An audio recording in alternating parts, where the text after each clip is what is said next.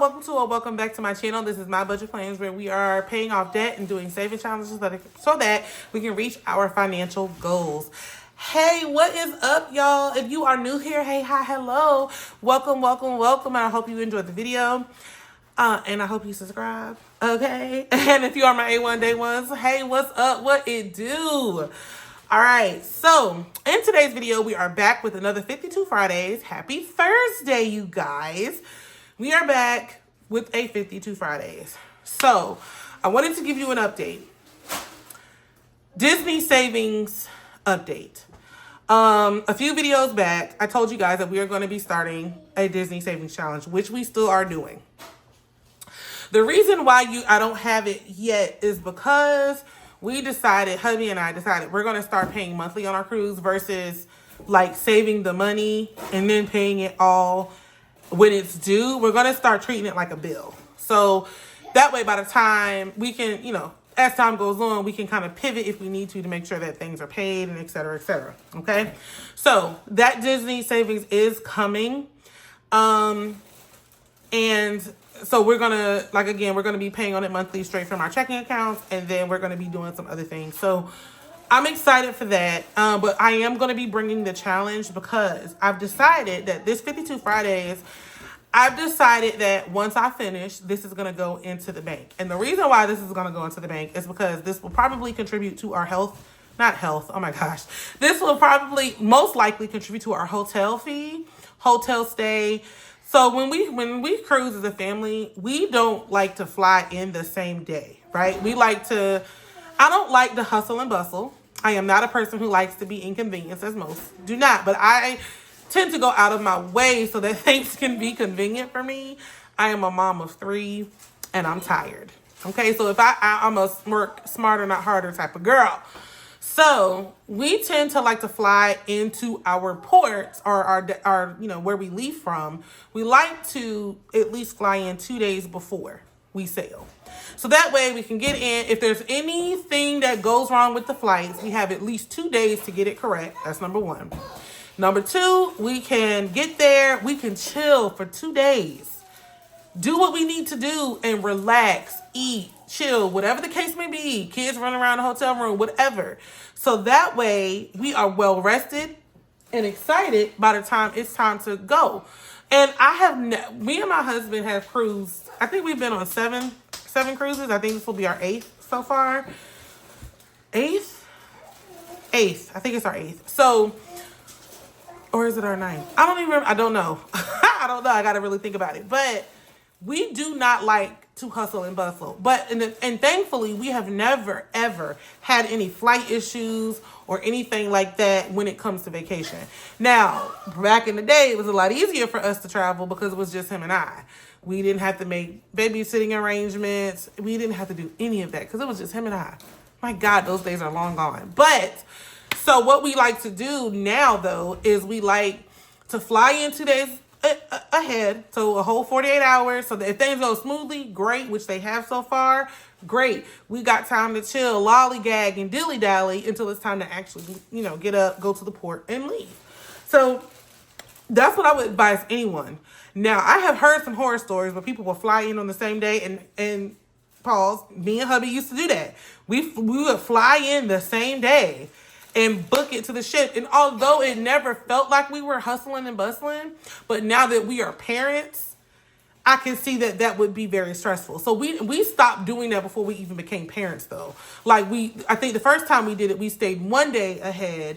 And so then now we do 2 days, and that has been our signature ever since.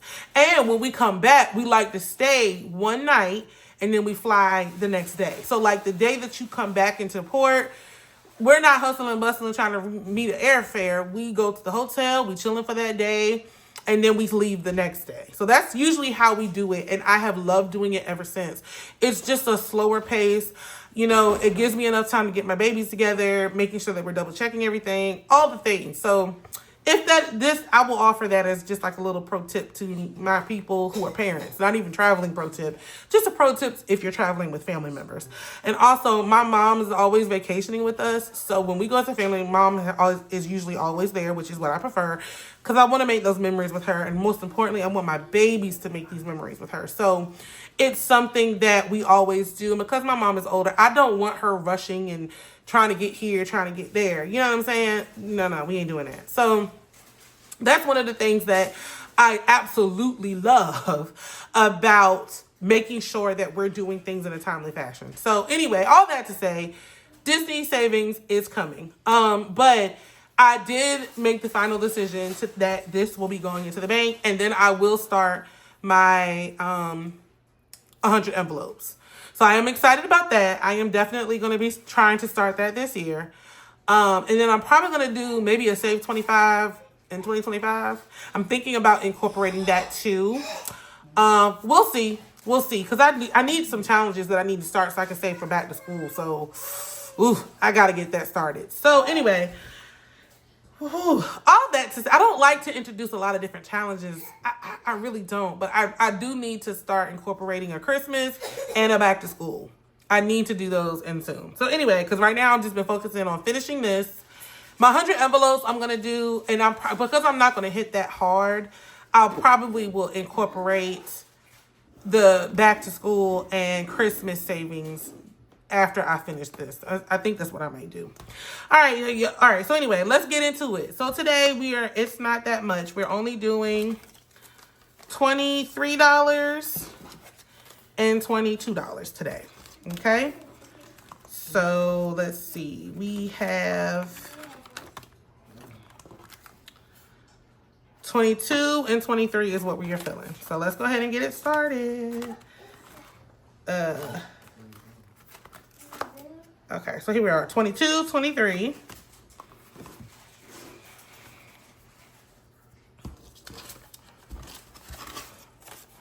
So we got 20, 21, 22.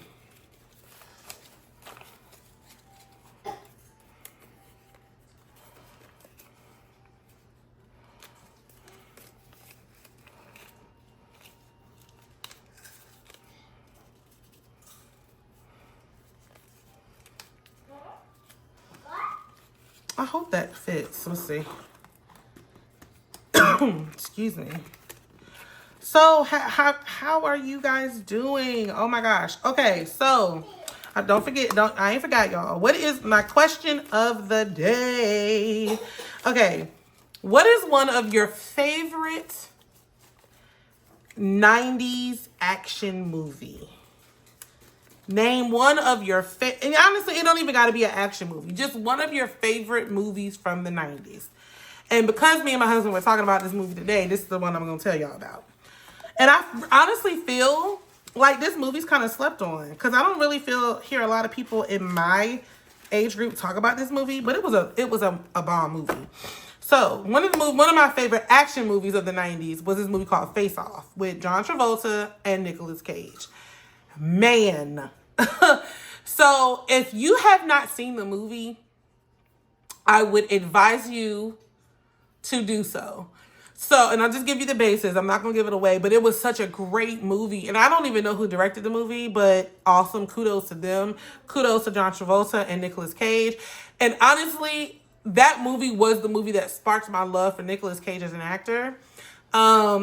Because I used to watch that movie, and I probably was too young to watch it when I first saw it, but it was such a great movie though.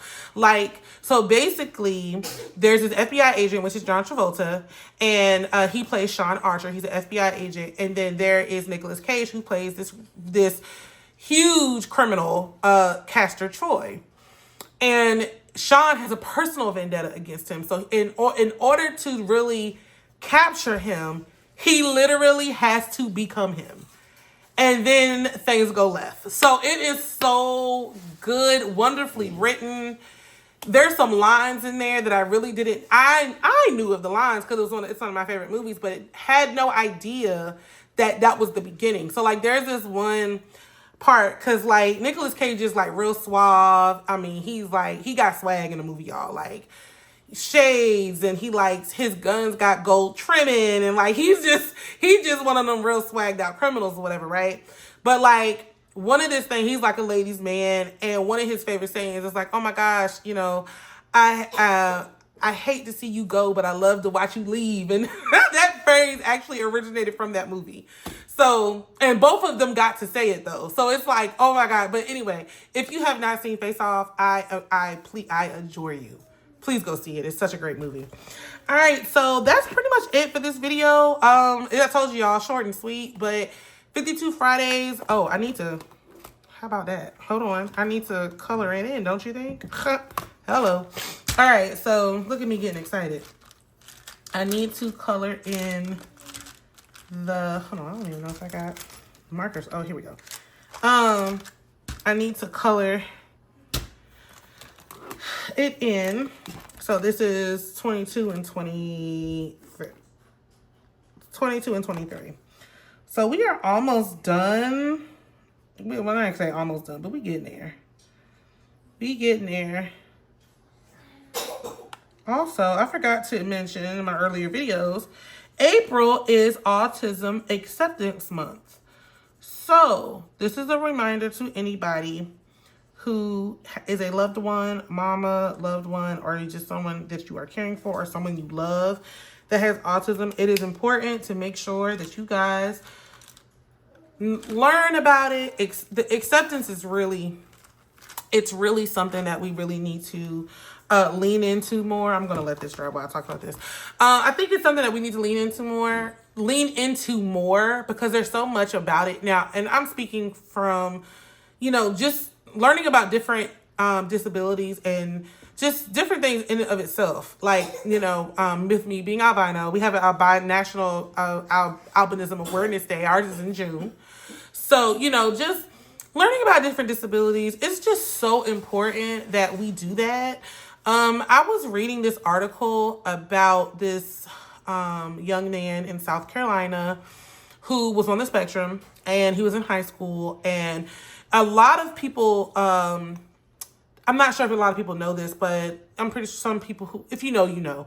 But like a lot of people on the spectrum, especially children, they like to have support items, right?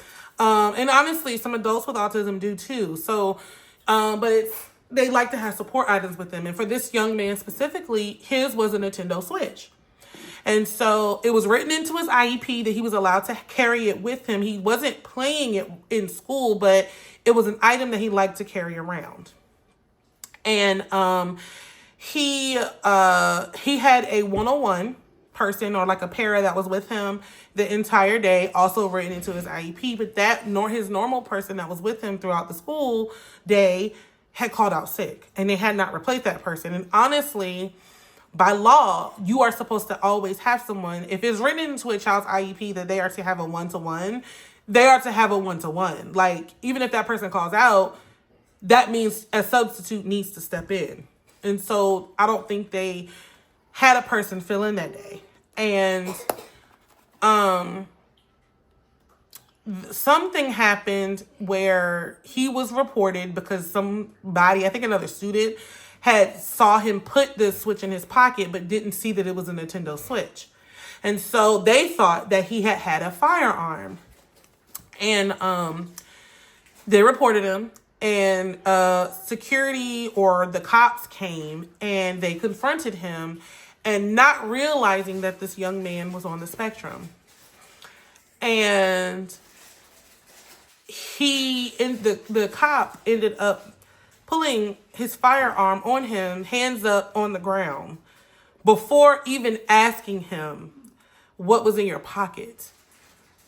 So, you know, I think it's very important in situations like that. And this young man was on the spectrum. And, you know, not all people on the spectrum are speech delayed. Some are, and it is a common thing when you're talking about children, but it may look different as they grow up. And so there's no telling if he just didn't understand the question or if he didn't understand anything, because in the story, in the way that it was told to me via the article, cop didn't, he asked him, oh, what's in your pocket? And he just said a switch. But without clarifying what you meant, he automatically thought that he had a firearm and held him at gunpoint and told him to get down on the ground.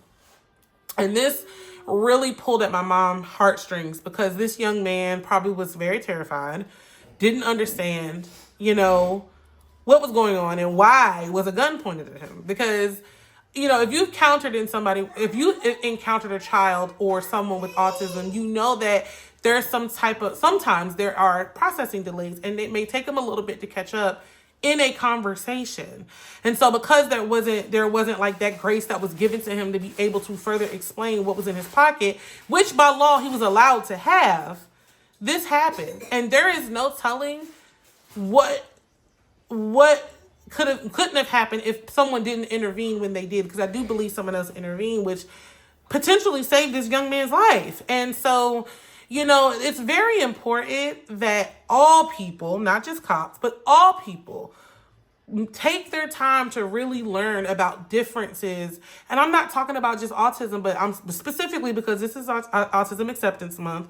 But at the same time, though, it is very important that we take a step back. And I understand, cops can be in difficult situations too. I totally understand that. But I do think that there needs to be more training, more awareness amongst teachers, staff, anyone in the school where you are dealing with so many different people and everybody has something different. So it's really important that we learn, because especially in, this child was a Black child, and I'm just going to say it's different for Black children. Neurodiversity is different for Black children. And there's a certain way that they have to be and learn to mask so that they can be kept safe. So when it comes to those type of things, it's just really important that we take a moment to just be like, okay, is there a different way that I can approach this? Be a little bit more observant, be a little bit more open, yet safe, so that people can be safe and these situations can stop happening. There's been several people on the spectrum who have lost their lives in situations and encounters with cops because, they're not able to always answer right on demand. And that is something that is important. Like, I know in my state, they have, for people with autism that drive, they have an envelope that they can keep in their cars, like a blue envelope that if they were to get stopped, they can simply hand over the envelope to the cop, and the cop can take the information out, read it, and then adjust accordingly. And I fully feel that people shouldn't have to broadcast their disabilities, but I feel like sometimes that's the best way that they are able, it could be a best chance for them to help save their lives. And, my heart goes out to this family, and I do hope that they get justice. It's just one of the things that are so, it's tricky when you're talking about people with disabilities, but especially when you are dealing with neurodiversity. And it's so important that we stay educated, that we keep learning, and know that once you met one neurodivergent person, you've only met one neurodivergent person. Now, there might be similarities across, but it doesn't mean one thing fits all. So, in honor of Autism Awareness Month, let's just take that extra moment to be kind. Let's take that moment to educate ourselves, so that we can be more aware and be an ally to people with disabilities. Okay. All right. And well, on that note, I am out, y'all. Thank you so much for stopping by the channel. If you like the video, if you're vibing, please consider subscribing. Click the like button, click the notification bell, comment down below, because I do like to respond and engage with you guys. And I will see y'all in the next video. Talk to you soon. Bye.